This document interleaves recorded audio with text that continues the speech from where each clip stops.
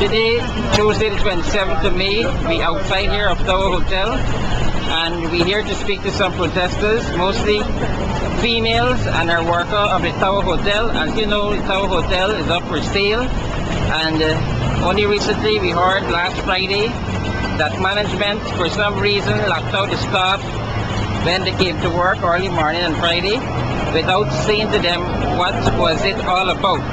Everyone knows, in Guyana know that this hotel here that was in existence for a number of years, that Tower Hotel is now up for sale. But the staff is not aware of the financial difficulty faced by management, and management is not communicating with staff. Only to, as the placard would read, one Mario locked them out from the hotel on Friday. So we're going to speak to some of the staff. You know, some staff here worked for almost 30 years with Tower. Tower went through a number of changes, a number of hands had changed ownership. It went into foreclosure. However, workers were still maintained work. The staff was still on the job. For some reason, this management here, this current management of Hotel Tower, the new owner, cannot handle the situation. I understand that Tower Hotel owes GPL millions of dollars. We don't know what is the amount. As a result, GPL disconnect the power from Tower Hotel. But the staff are disgruntled over the way the management treated them. Did not have discussion with them. Just tell them, look, on Friday when they reported, they was waited by a closed door, and they was told to report to work in the next 6 weeks. Staff out here need to be paid for the month of May. They work already for the month of May. They need the benefits. So we're going to speak to some of the staff here, and the majority of these staff are female, and also they're single parents.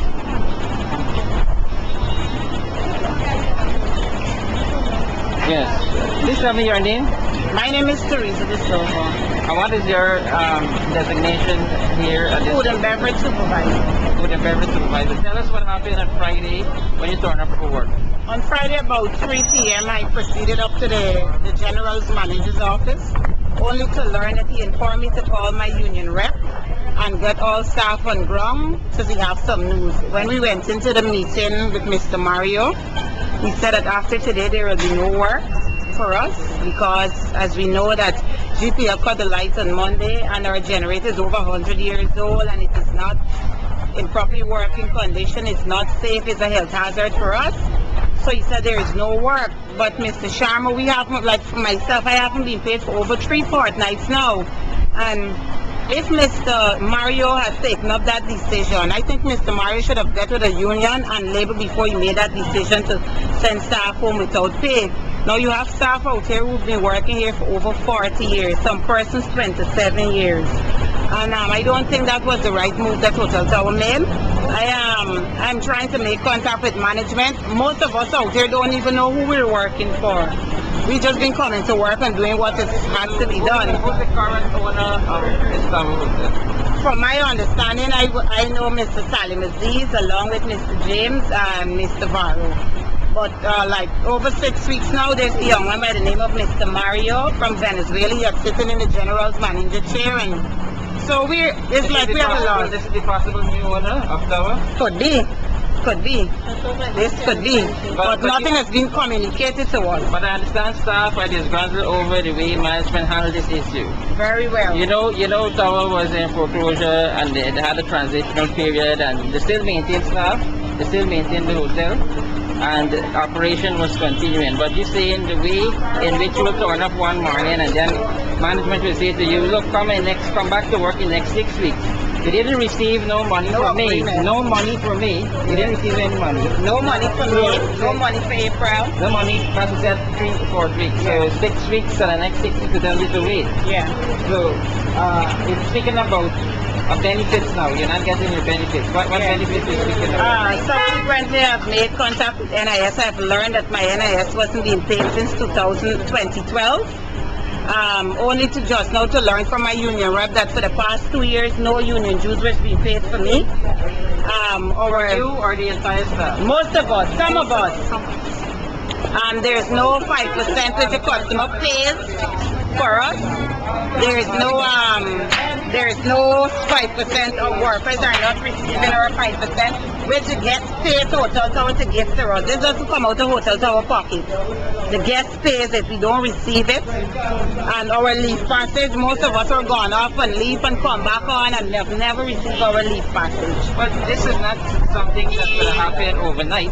Why the union is not addressing these issues, like leave passage, like non-payment of union dues? This is not something that happened overnight. This is something that would have to be festering existing for a number of months, probably years. So we're going to speak to the union rep. Sir, please tell me your name and the union that you represent. Sherwood Clark. I'm the president of the Clerical and Commercial Workers Union. Yes. Tell us now about the non-payment of union dues. You never look at the schedule with the submit payments and realize Total Tower is not paying over 100% union dues, and what was the excuse? Over the years, we've been complaining to the management of this situation, not paying over to union dues, not paying the incentive to the workers, NIS benefit, and the person who goes on leave and don't receive the parties assistance. The management is claiming that they in a financial crisis, and to see with them and see about getting these workers paid. The situation over the last 3 years that I've been visiting Tower is a management problem. We know that we had a meeting on Monday with the management and the new manager, Mario, saying that you put in a recommendation to the union for the workers to lay off for 6 weeks. But when this was told to you?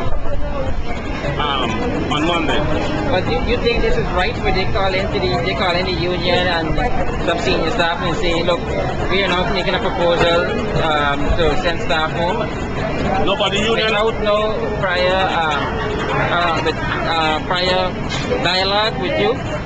You can't do that to staff. The human beings, they have commitments. No. Okay? We had a meeting with the management and the union rejected that proposal.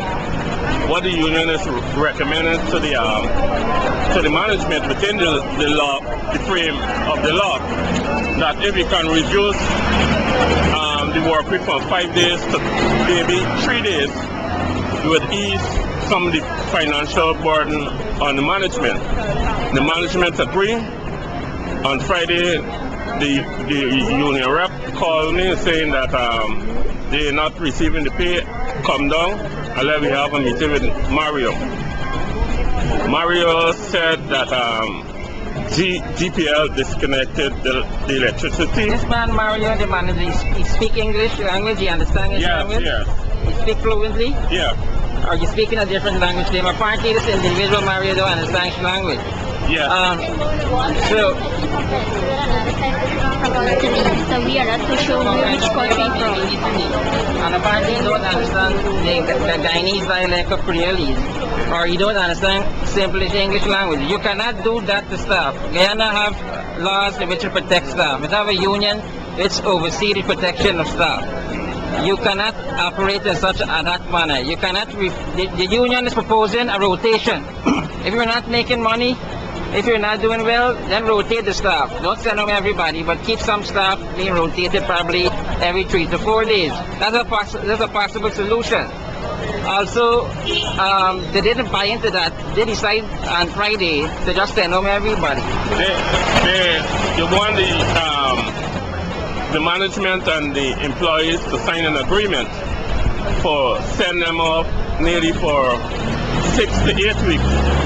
The workers totally rejected that. But they still did it. On Friday they was locked up. Yes. And the union advised them to come to work on Saturday. And when the workers come to work, they was locked out. So you see this move as a disrespect by Mario, whether he's from Venezuela or Italy, disrespecting the laws, the labor laws of Guyana? Yeah, there's total disrespect. So tell me now, are you engaged in the Ministry of Labor to intervene in this We matter? engage the Ministry of Labor, but we need to talk with the directors or the management of the hotel. I understand this hotel may be possibly in transition from one owner to the next. Was this communicated to you? Not officially. What the union is aware is that they had two bidders. One is Mario Company, and the other one is Chinese. But the Mario Company is bidder is higher, and that's what he come here to do an assessment. So where did you get this information from? This was given to you by management, the directors of Tower Hotel? No, this was given to Mario himself. To you? Yeah. The union?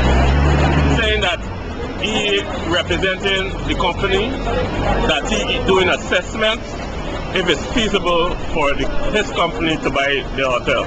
Okay, what do you know about the amount of money that is owed to GPL and the disconnection of the power to hotel? I don't know. Okay, thank you. Let us speak to some more of the protesters out there, the women in particular, those that served for 30 years or more. Well, my name is Rosanne. How many years you work here? 13 years. 13 years. Yeah. And which department you work? The cafe. Cafe, yes. Tell me your experience Well, working at Tower and this behavior of management. it's unfair to workers and to the union because we hadn't been given any notice until Friday when I was off on Friday, but I come in from my salary as normal, and the tenant says no pay for us. And he said we must not come to work from the day after Friday, which is the 24th. So we come as normal, we notify the union, and they told us to come to work. And when we come, the gate was shut. So we went out there all the time. How old are you? Pardon? How old are you? 57? We have an employee here, a male, at work, I understand over 40 years, and he would know about the history of Tower. So we're going to ask him to give us probably a brief history about when the hotel was established and his experience with management over the years, the many years, and now this experience here where he faced this situation, embarrassing situation, having to take the picket line in defiance of management and the directors and how they would operate. So I don't think he would have wanted to do this, but he had no other choice. So he's going to give us first his name and a brief history about Tower. Sir, your name? My name is Jaipaul Sharma. I'm working here over 40 years. I started working in 1973. Tell us if you could say when Tower was established, when it was first open. Well, we can't say exactly, but over 50 years. Over 50 years. Yes, over And tell 50 me years. your experience with management over 40 years. Did you ever face a situation like this? No, this is the worst I ever faced. Probably we were in receivership one time, but nothing like this. I came to work Saturday morning and I found the place locked up. Up till now, nobody tell me, well, what is really going on until the staff tell me what's going on. And I suppose be a manager and I don't even know what is going on. I haven't been paid since December. I don't know how I'm supposed to survive and all the time. I supposed to pay rent and the end of this month here. I have no money to pay the rent. Every month is the same problem. They give you a little something and you got to keep waiting and hoping when they give you again and nobody is telling you anything. Well, you mentioned you were not paid fully since December. Yeah. So what did they pay you? A percentage? $7,000 payment now and then for the next month after the green next $50,000. That's what they're going on with all the time. So it's this accumulation of money since from December? Yeah. So how much money they would owe you then? Right now they owe me $800,000. But you made a lot of sacrifice there. Yeah. Well, I'm working all this year. I get accustomed to the job. I dedicated first to the job. I don't really stay home or anything. I always be here. So, they treat me real bad because I come to work every Saturday morning, the place lock up, and nobody tell me anything. So, any discussion about laying off staff, possible severance pay package? Nobody told me anything. You have a pension package here at Tower? No such agreement or You got to arrangement? work and save your money. That's the only way you get something. Okay, well, thank you. Yeah, you're welcome. Let's speak to them. Well, it's been a lot of years of service.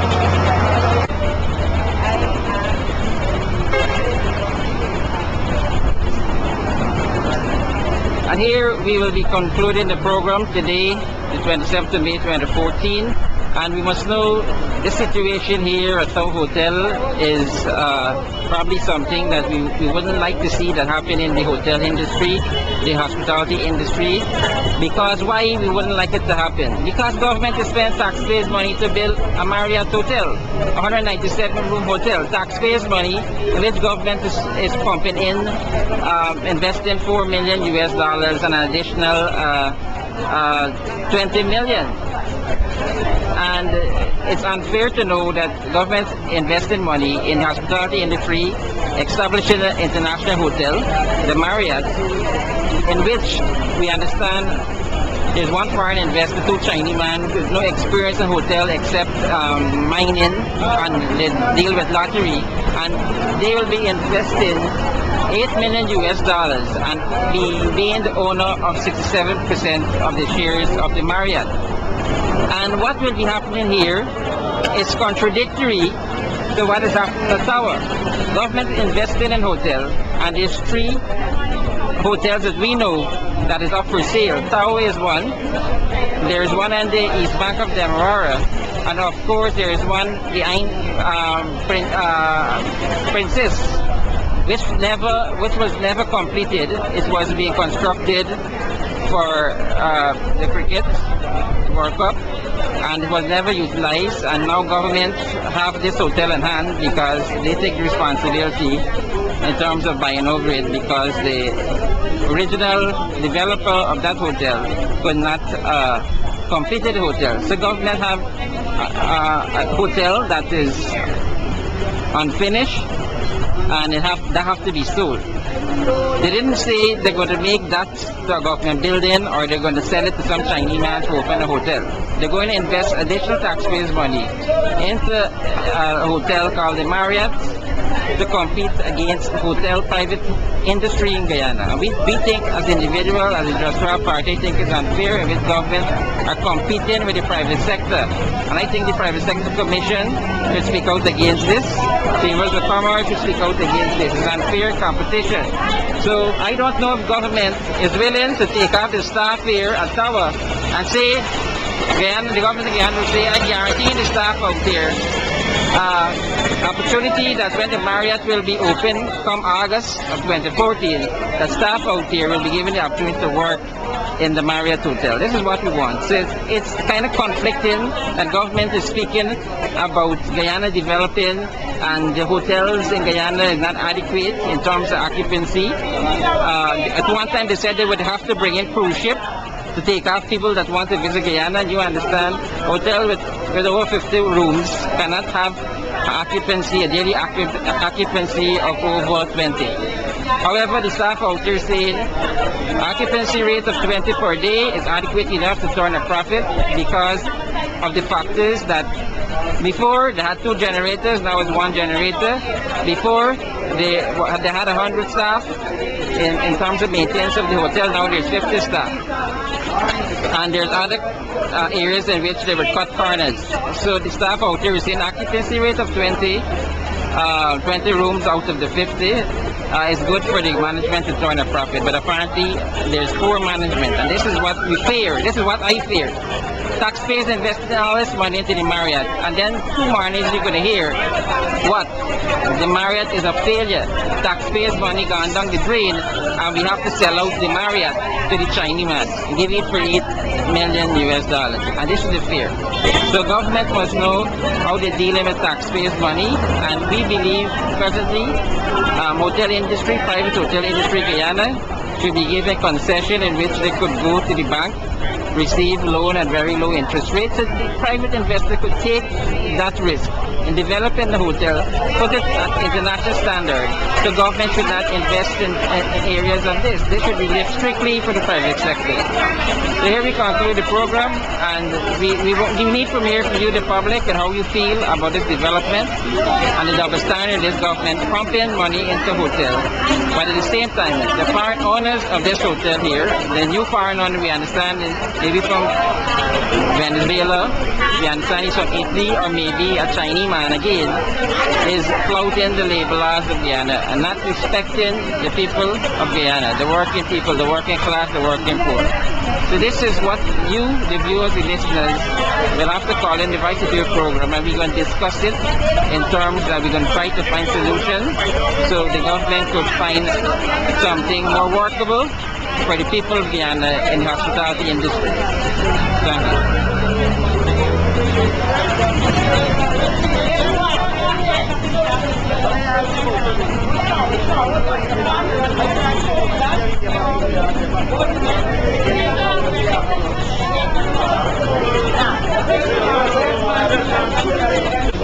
We're speaking to a female here, I understand, that have over 27 years service, and we understand now it is 25. However, there are persons with a number of service. Just spoke to the individual 40 years service. This female here has 25 years service, and she's going to tell us her name and her experience with management since she was employed here 25 years to now. And tell me, with the 25 years service, you have experienced any such? No, nothing like this. Nothing like this. We had we was bankruptcy when was in Richard Humphrey time, and then the bank take over, Scotia Bank, and then Christopher Ram run it as receiver manager, and everything was going all right. We used to get the incentive, we used to get the salary, and everything was good. But since these people here, since the other day, a couple of weeks back, about a month back, they started paying the staff. Some people don't owe it. There's some part like they tell you they ain't got money, and then they take away the incentive from me. One whole year since they give the incentive, there's the 10% service charge. That's the first thing they take away. They're taking out people NIS, they ain't paying it, they're taking out the tax and they ain't paying nothing. People go up and leave and they come out back, they didn't even get the passage, plus the leave money, they didn't get it neither. And then Friday come in, the lack of the place. And said they ain't have no money. So how do you feel about this? How do you feel about this current situation? Yeah, well, I really feel bad about it because after all me energy and everything down here, and I supposed to get me years of service. You asking for assistance from the member authority, the Ministry of Labor, the Minister of Labor, yes. Dr. M.K. Gopal, that's the Minister, you asking for assistance? Yes. You're asking for him to intervene? Yes. You're asking for the union? How's the union treating you in all of this? They're keeping you informed? Yes, the union was keeping me informed because since last week the union come to them and they tell the union that they're gonna send on people on 6 weeks leave without pay. And you tell them no, they can't do that, and then they said they would give us 3 days a week work. And then when Friday comes, it's a different thing. So they renege on all the agreements with the union and the staff. Yeah. And now you're out here, I understand in some cases senior staff was not being paid the full salary. Were you affected in that way? No, well, it's only one part I don't really get for me. It's this part like they were gone there. But the series, Stephen and his weed department, most was bringing the money, the rooms. Okay. But they got some managers where they pay for months. Yes, that's what I understand. I spoke to one manager who said, like, since December he was not paid his full salary. Yeah. So it's a serious situation out there. And after they're making money, we working here. We know the case. Got the rooms, they're bringing in the money. They get making the money. So what is the occupancy? Since you're in the area of Stephen, what is the occupancy rate you think that they had? You said they make their money. How much rooms they have? Well, it's 3 maids. How much rooms they have? We have like but 50 something now because some cut off. 50 something rooms. Yeah. We said 50 rooms. Yeah. And a daily basis, how much is this split? Some days we just get like 20 rooms.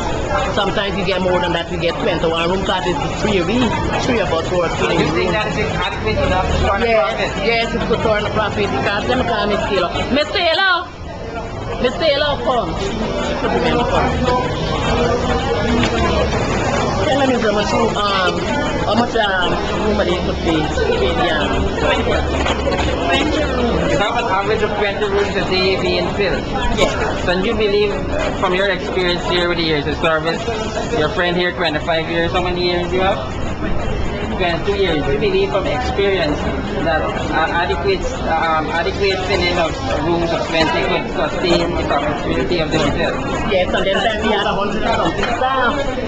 And now how much? Now it's less. We barely even get 50. We need to get some more. Yes. And then you have to consider it's more high now. Yeah, the rate rate, more high. rate per room. The rate more high. Yes. The work is the generator when it was Christopher Ram, and we brought back this hotel. So what they're trying to do there, they just don't want to pay us. That's why they closed the door and said, but they can't health hazard. I work here with Christopher Ram, it was a health hazard because I'm still alive. If you don't want to end up like one where possibly staff was not treated fairly and it wasn't enough ventilation and staff collapsed. So they use that as a possible excuse. They send you home, we don't want you to collapse here. We care for you. But it's like, they don't care for you.